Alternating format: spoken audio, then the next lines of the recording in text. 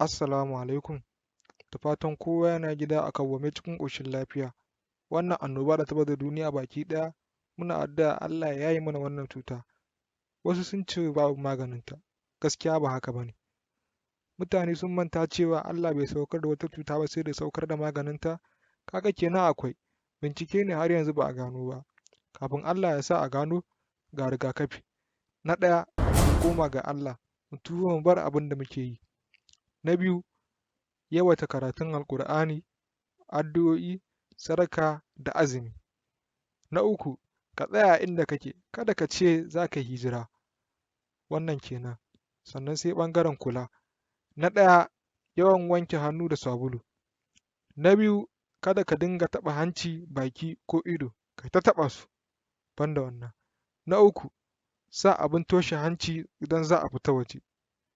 Na huɗu, banda gaisawa da mara lafiya. Na biyar, idan za ka yi tari ko atishawa ka dinga rufewa da hankici. Muna addu'a Allah ya yi mana wannan cuta domin ta tsayar da komai ya tsaya cak. Ni yanzu ga shi na ɗau wanka, iya wanka na sa hula amma ba damar fita nesa. To kaga wannan ba ƙaramar masifa ba ce. Ka fita coronavirus, ka zauna a gida yunwa.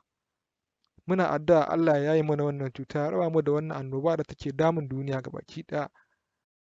Astagfirullah Allah astagfirullah astagfirullah Allah astagfirullah astagfirullah Allah astagfirullah coronavirus Allah ka yaye mana ita